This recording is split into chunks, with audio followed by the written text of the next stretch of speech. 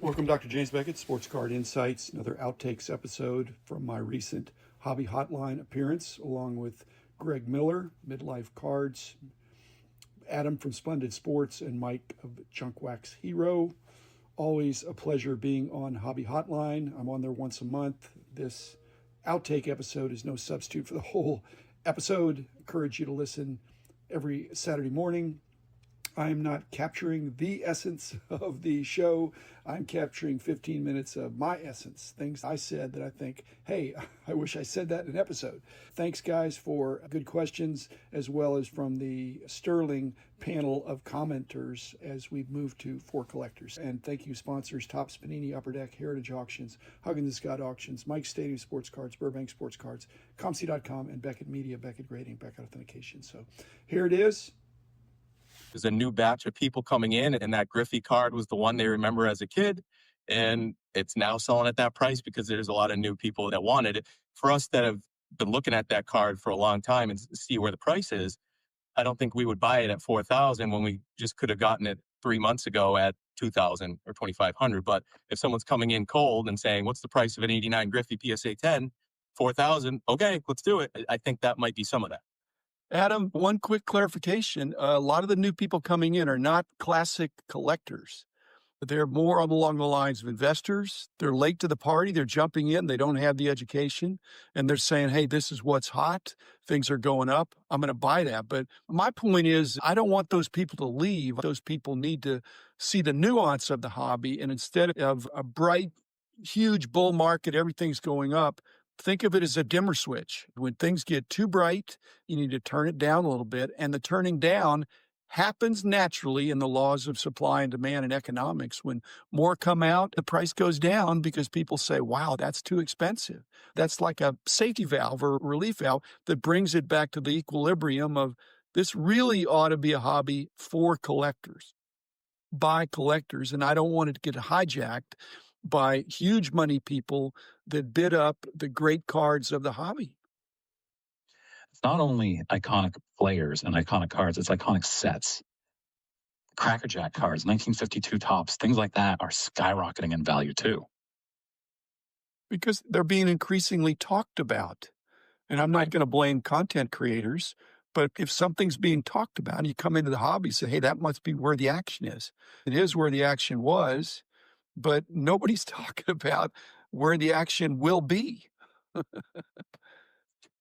How much of this is to blame on content creation? I'm not blaming content creators. I'm giving them credit.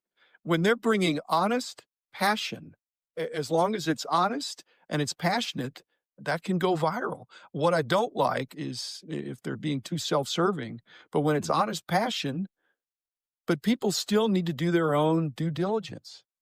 Let me ask you, Dr. Beckett, because back in the day, you were the content creator. You had the articles, you had the what's hot, what's cold. How difficult of a responsibility was that when you were one of the primary sources of that? And I know what you did is you extrapolated data and you used where are the up arrows, and that's what's creating the hot. But there is a responsibility with that. Like I say, honest passion coming from helping promote the whole hobby and telling it like it is. You want to emphasize the positive, but we also had a cold list.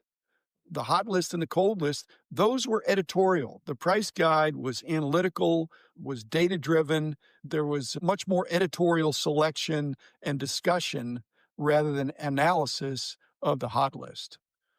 I'm protective of the new collector who's coming in, the one who's very idealistic and very impressionable.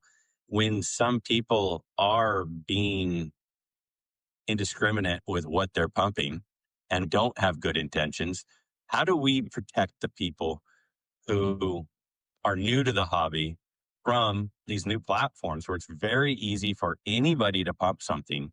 And what can we do to say that guy, Graig, he's passionate about vintage football, but this other person, he's not. He's just pumping something. How does the new collector know that? How do we protect those people? It's just like you protect your child. It's okay for a child to get burned, not okay for the child to get killed. In the hobby, The example is you're going to learn from your mistakes. You just don't want the mistakes to be fatal, that I'm out of here. If you slightly overpay for something, you follow the herd, that's not a criminal offense. That's a learning experience. And so I just think we've got to stay the course with honest passion of helping people understand and learn from their mistakes. It is not a no-brainer to think that, hey, everything's going up. I can buy anything at any price because next month will be higher. You're going to get burned. I mean, I get burned on everything, but you'll have some good examples of, wow, I followed the herd all the way off the cliff on that one. If you're new to the hobby or you're thinking about going into an area that you weren't before, like maybe you are a modern collector and you're thinking about getting into vintage or vice versa, maybe you don't do a swan dive into the deep end. Maybe you just wade in slowly in the shallow end so that you can learn, so that those burns aren't severe. You don't want it to be a near-death experience. You want it to be minor. And I think that's one of the concerns with some of the pumping that happens is this is a sure thing. This is what you've got to do. How do we encourage people to just wade in instead of do a cannonball in the deep end? They want to do a cannonball. Why are you telling them not to do that? You don't want them to do this belly flop smack where they're in a coma. They land flat. But if they do a cannonball and make a big splash, it's hard to tell them to not do what's human nature. But they're not going to die from a cannonball. They're going to think, I don't want to do that again, or, hey, I want to jump back up and do it again. And if they run out of money, or they have some friends say, hey, here's a way to do a swan dive, or here's a way to do a backflip. People, they just have different personalities. I'm the old guy here. You can't say, hey, this is the way to collect. Have a voice of reason. No, you need a voice of passion that's bridled with some common sense and some learning as you go. YouTube's algorithm isn't designed to protect new collectors. YouTube is designed to get people to go on YouTube and stay on YouTube, not designed to go, oh, these people might be new, so we should send them to this guy over here. The production value that I have is I literally am the lowest production. People say, how much money did you invest? I go, 0. We might edit some stuff a little bit, but these guys have teams of professionals. We can't compete with that. No, you could if you chose. Jeff Wilson is not an accidental success, but his success metric, the numbers he looks at for what is a success, is different than what probably anybody here looks at. He's very entrepreneurial and he's invested a lot into it. And I believe he has honest passion, but he's got so many irons in the fire now, and they're not conflicts of interest as much as he's moving in a lot of directions. There was this video that came out with a former PSA employee. Now, he didn't work in the grading room.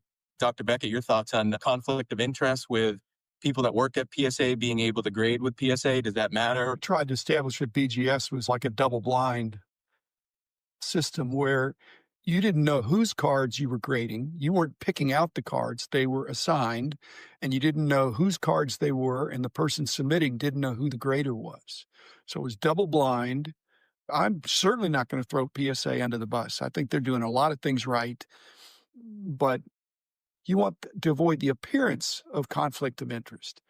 And anything that suggests I can grade my buddy's cards is not a good look. That certainly was avoided at BGS, and I would think PSA would avoid that as well. Even then, it's grade the card, not grade the submitter.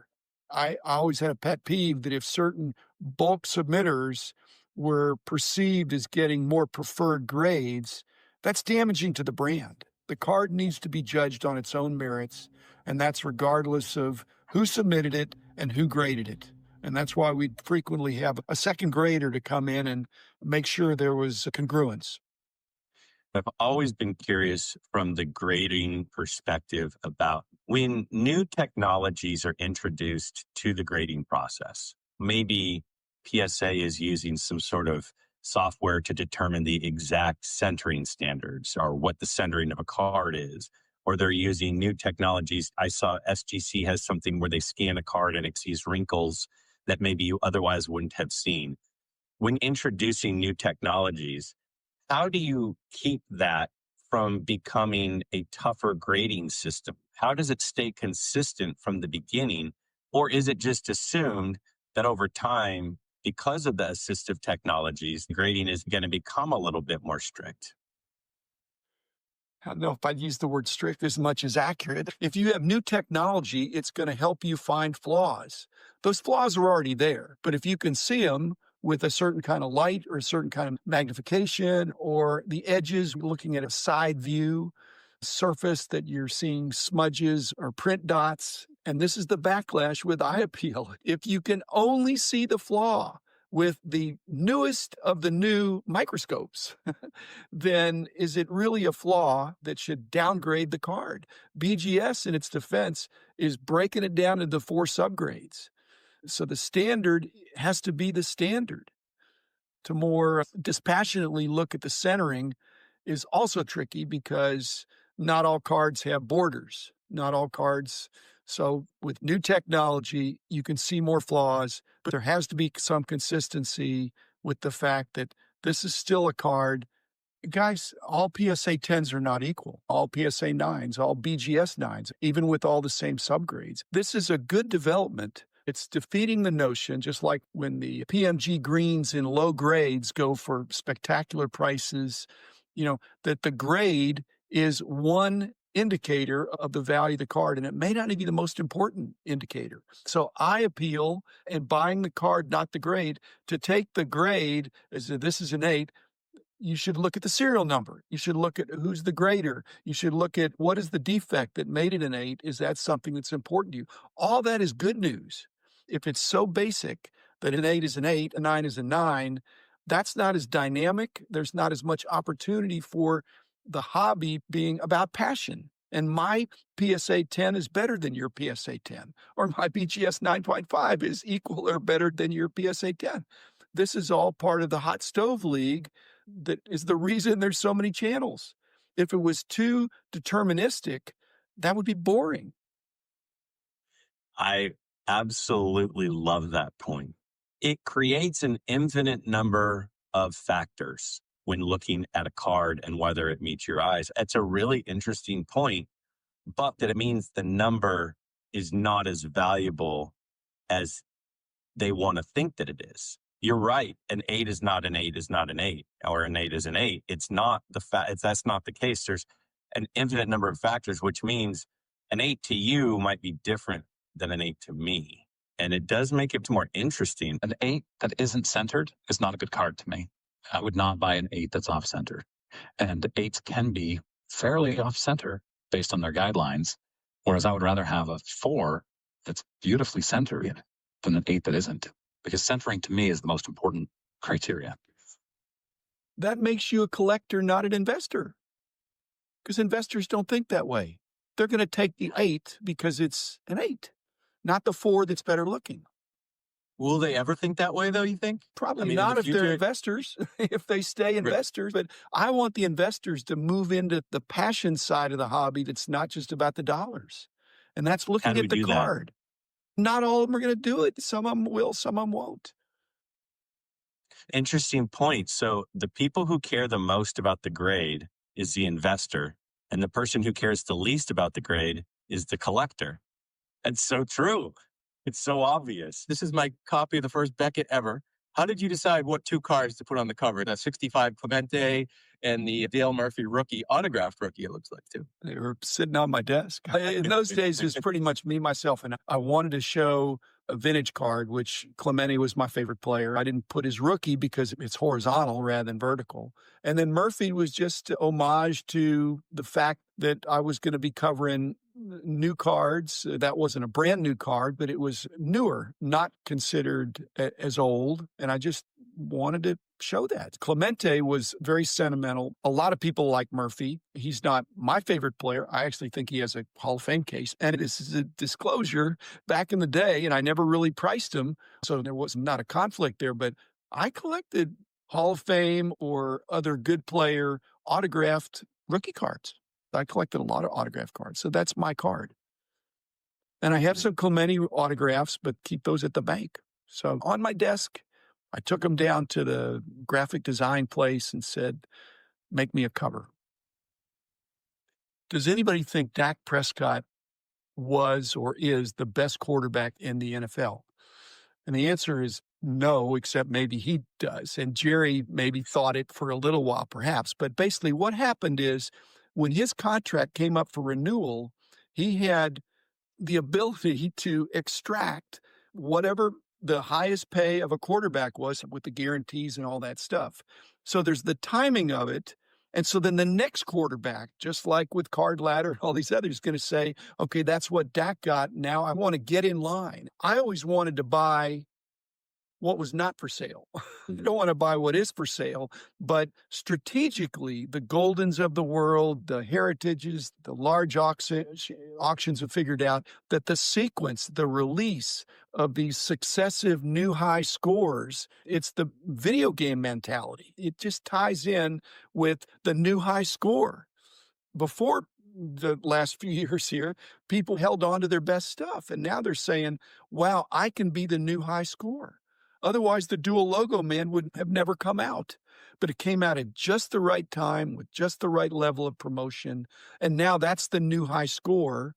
And there'll be something else that'll be touted by the same or different auction. So it's a mindset, and it's infected all of our culture of whatever the standard is, I've got to do better than that, and I'm going to hold the line. And just say no doesn't work, because it only takes two people to say, I really want this, and I can afford it. Dr. Beckett, are you surprised that the all-time most expensive card sale is a quote-unquote modern card? Would you have believed it 30 years ago that the all-time high card was modern, or is that surprising to you? Guys, the biggest surprise is not that the highest selling card of all time is modern. 30 years ago, it's that it's basketball, that it's not baseball. The hobby 30 years ago was so baseball centric, it would be hard to imagine football, basketball, or anything would even come close. But it's a beautiful card. And like I said, it was in the right place at the right time. There's some perhaps evidence there was an attempt to make it the new high score. That's the drama of the story for Mr. Wonderful, that this is the new high score, and we're players in this industry now. That's a really good point. It definitely was. I remember when we were buying basketball cards before the first basketball Beckett was out, and that hadn't even crossed my mind. But hey, it's a whole new world in the card industry.